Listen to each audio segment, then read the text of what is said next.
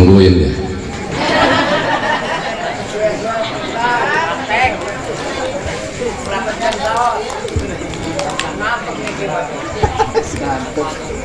Assalamualaikum warahmatullahi wabarakatuh.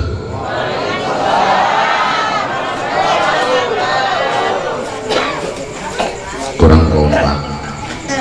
Tadi pakai pantun Ibu Dokter, saya juga pakai pantun. Buah tubuh, buah durian, buah cempedak, buah nangka, itulah nama buah-buahan.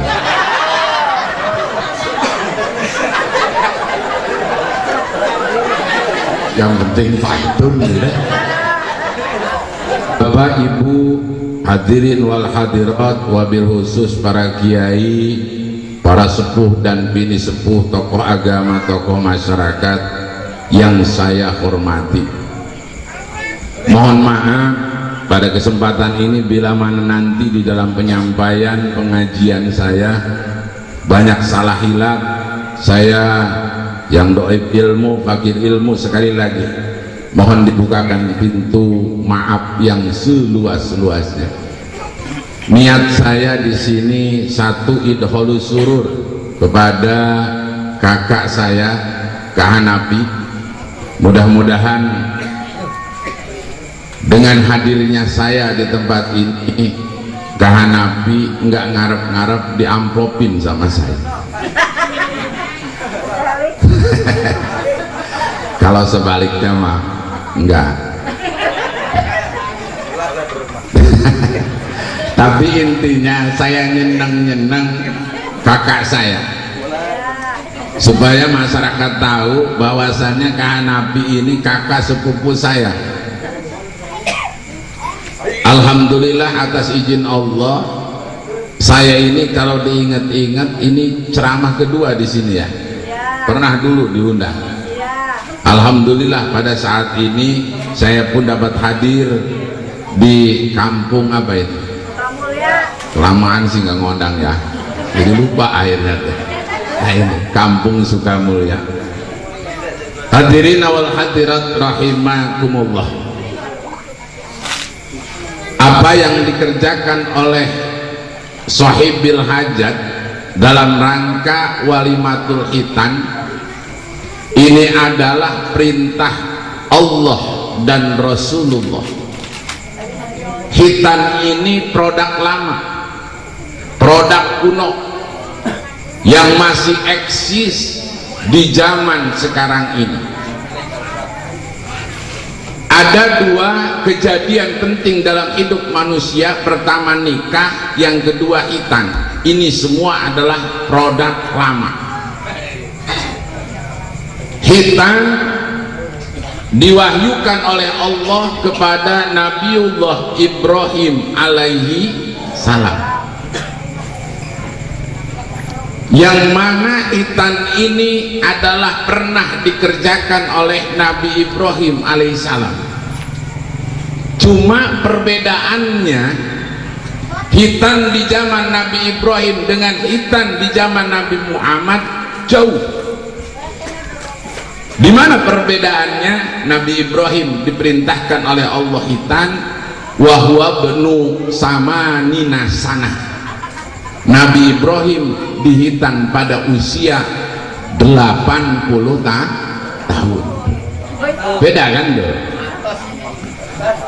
Maka hitan ini diwariskan kepada Nabi Muhammad. Setiap produk-produk lama, setiap produk-produk kuno di dalam urusan Islam tidak semua dihilangkan, cuman diperbaiki. Dalam bahasa usul fikihnya begini, al istimraru bil qadimis sholih wal ahdu bil jadidil aslah. Tidak semua hukum-hukum lama dihilangkan, tetapi tidak semua hukum-hukum lama yang dipakai tetapi diperbaiki. Di antaranya nikah dan khitan. Coba kita lihat sejarah Nabi Yakub alaihissalam. Zaman Nabi Yakub alaihissalam, Pak, nikahkan anak boleh sekaligus sehari itu kakak dan adik kandung dinikah. Saya ambil contoh, Mang Bakar punya anak perempuan 2, Nyi Hindun dan Nyi Sarwiti. Ini kakak adik, ini contoh saja. Lalu datang Mang Jaid ngelamar, kenalnya dengan Nyi Hindun. Lalu dia nikah dengan Nyi Hindun, mau nikah ngeliat Nyi Sarwiti datang. Ih, lebih cantik, lebih bohai. Terus Mang Jaid ngomong, Pak Bakar, ini anak bapak. Iya, kalau begitu Hindun anak bapak saya nikah, Sarwiti Sarwiti pun anak bapak yang kedua saya nikah, boleh nggak? Boleh. Zaman Nabi Yakub ini dibolehkan, sekaligus nikah adik dan kakak kandung dinikah. Tuh. Apa di zaman Nabi sekarang ada? Ada, cuman dirubah sistemnya. Nikah dulu dengan kakaknya, lalu kakaknya meninggal, boleh nikah dengan adiknya yang namanya turun ranjang. Nikah dulu dengan adiknya tercerai, lalu dia nikah dengan kakaknya, boleh, namanya naik. Walaupun turun naiknya tetap diranjang, Pak. Ini adalah masalah nih. Hitam begitu juga diperbaiki. Zaman Nabi Ibrahim alaihissalam, wahwa ibnu samanina sanah, Nabi Ibrahim diperintahkan hitam pada usia 80 tahun. Coba bayangin, Pak, kalau seandainya ini nggak dirubah, Abah Thohir ge can disuruh menghitan pakai pisau. Bagaimana sakitnya dihitan oleh dirinya sendiri. Maka hukum yang seperti ini dirubah di zaman Nabi Muhammad, dirubah. Tidak pada usia 80 tahun. Ya, namun orang Nabi Ibrahim tidak merubah kepada hukumnya, kita ini belum disunat, Pak. Belum. Lalu kalau kita belum disunat, berarti kita belum boleh melaksanakan sholat tuh. Buku disunat dari kecil ke masjid tetap kosong. Di daerah saya tadi, di sini alhamdulillah tadi ke maghrib keluar sendalnya. Yang sholat yang masih pemain lama, itu aja. Nah, ini perubahan yang ada pada masalah hitan. Seandainya kita bayangkan Nabi Ibrahim diperintahkan oleh Allah untuk menghitan dirinya sendiri, tidak memakai orang lain. Nabi Ibrahim tidak pernah mengeluh.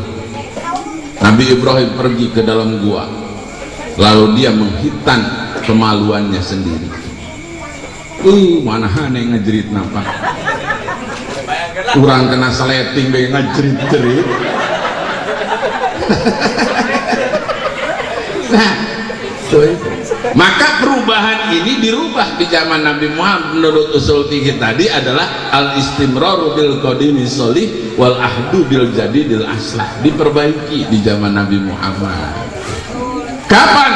Di zaman Nabi Muhammad, kalau bisa anak itu dihitan masih kecil, boleh pada usia 7 hari. Waduh, Pak Ustadz 7 hari mau belum tegel. Boleh enggak pada usia setahun? Boleh. Pada usia 2 tahun boleh, sampai dia belum menemui balik atau usia balik. Kalau bisa mah sebelum umur 7 tahun. Menghitan anak itu kalau bisa sebelum usia 7 tahun udah dihitan. Karena ada perintah, muru sobiya bisolah idza balagha sab'a sinin wa idza balagha asra sinin fa'dribuhu alaihi. Karena ada perintah itu, Pak. Kita sebagai orang tua diperintahkan untuk mendidik memerintahkan anak sholat pada usia 7 tahun. Ini kewajiban kita. Kenapa anak dihitan kalau bisa sebelum usia 7 tahun? Karena ada perintah muru sobiya bisolah idza balagha sab'a sinin. Orang tua wajib memerintahkan anak kalau anak itu sudah menginjak umur 7 tahun. Merintah sholat, perintah ngaji, tuh perintahnya. Jangan sampai enggak itu, Pak. Kalau anak kita umur 7 tahun tidak diperintah, dibiarkan begitu saja, maka bukan anak yang durhaka, tapi orang tuanya yang akan merasakan siksa Allah yang teramat pedih. Ulah isi kemudian kita kan pulang ngomong ya. Pada ngalelu baik. Pangbarasana. Wah iya. Ya ampun ya namun rada galak dia. Lain karena kondisi tapi keadaan lapar.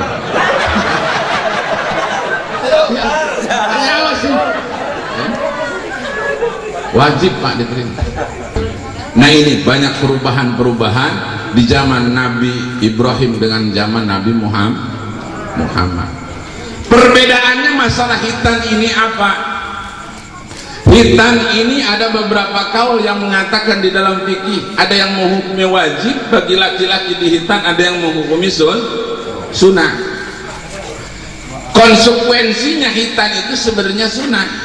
Cuman kata Imam Syafi'i, setiap pekerjaan sunnah yang bisa menghasilkan wajib bahwa wajibun, maka hukumnya wajib. Kata Imam Syafi'i, walaupun itu pekerjaan sunnah, kalau bisa menghasilkan kepada wajib, maka hukumnya wajib. Kalau sunnah, walaupun itu hitan itu sunnah, lalu kalau dia sholat tidak dihitan tidak sah, dengan sebab dihitan dia menjadi sah sholatnya, maka sunat itu berarti hukumnya wajib bagi laki-laki. Kalau perempuan mubah dan sunnah. Perempuan mah mau dihitan monggo, enggak pun enggak masalah. Cuman ada konsekuensi antara perempuan yang dihitan dengan perempuan yang tidak dihitan. Kalau perempuan yang dihitan mah, perempuan yang disunat mah enggak pernah banyak tingkah. Tetapi kalau perempuan enggak disunat mah jenil. Jangankan diusap, ditoel langsung kayak kabikang itu disunat bukan begitu.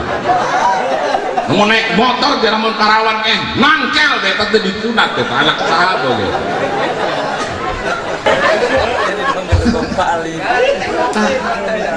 Tapi kalau nggak dihitan agresif Pak Teguh.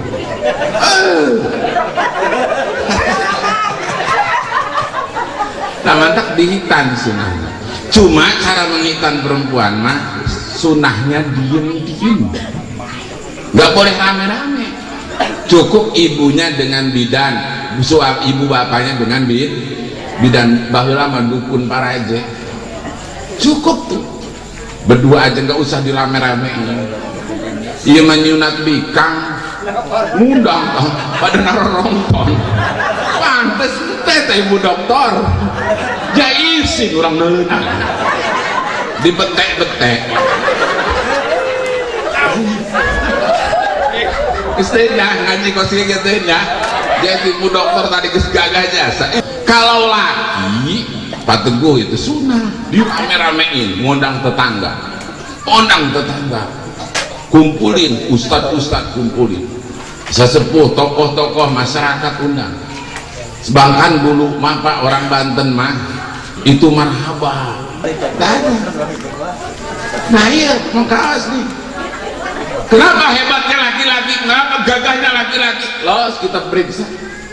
Ulah jauh-jauh. Jangan yang lebih jauh. Kiih nabe kencing. Ayo. Bisa enggak perempuan kencing menulis I love you? Waduh. Tapi laki-laki boleh dites. Kencingnya bisa nulis nomor HP Pak. Boleh dites. 08 13 69 4 11.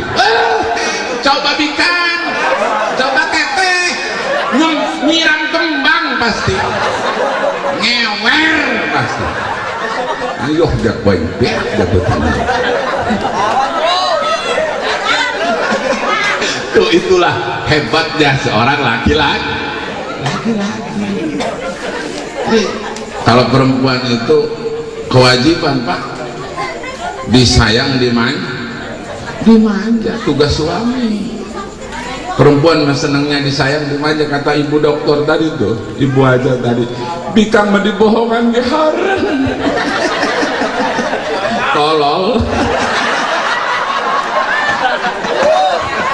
Enak aing.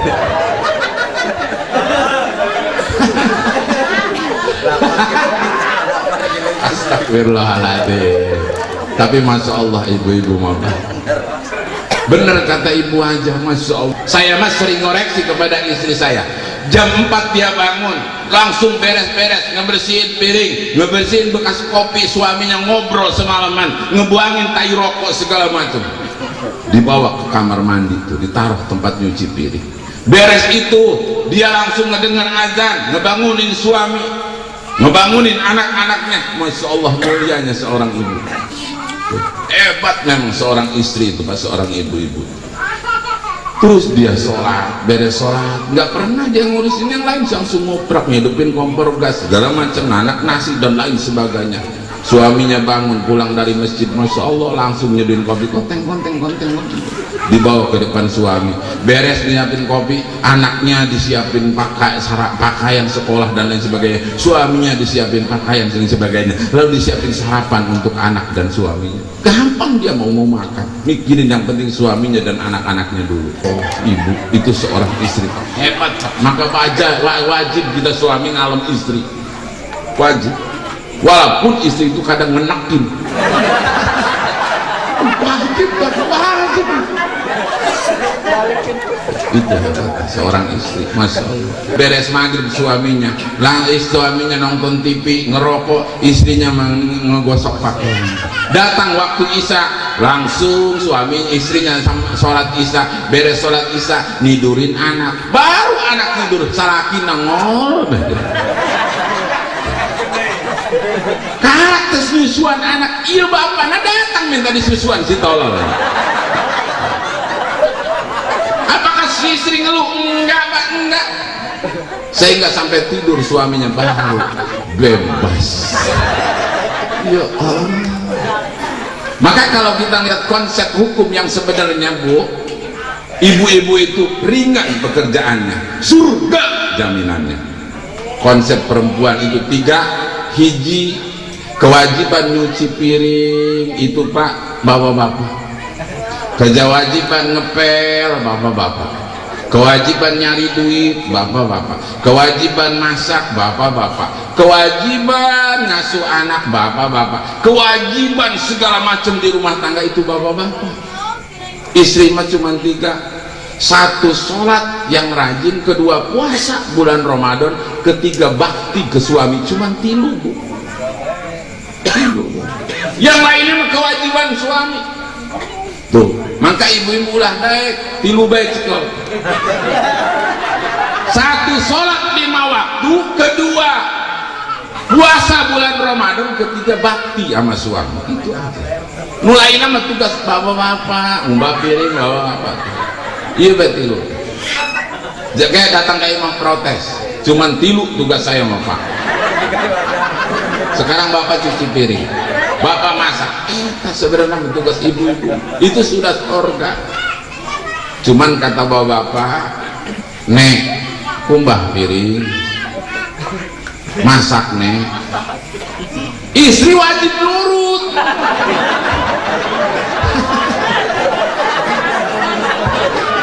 Dek, cuci piring, harus cuci piring karena istri mah wajib pak.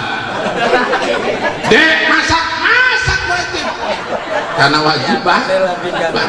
Atau Pak Ustadz kita modar deh ya. Itu wajib itu. Maka kalau seandainya ibu-ibu tidak ada nyuci piring, seandainya ibu-ibu tidak bisa bakti kepada suami, jangan harap masuk surga, mencium bau surga pun tidak. Tuh. Kita lihat Siti Asiyah radhiyallahu anha. Siti Asiyah itu istri siapa bu? Yang di belakang Samun? Nyahuan teteh. Asiyah lempasin Samun mah. Siti Asiyah istri siapa bu? Karomli. Kacau ibu-ibu dia. Fir'aun tuh Siti Asyah.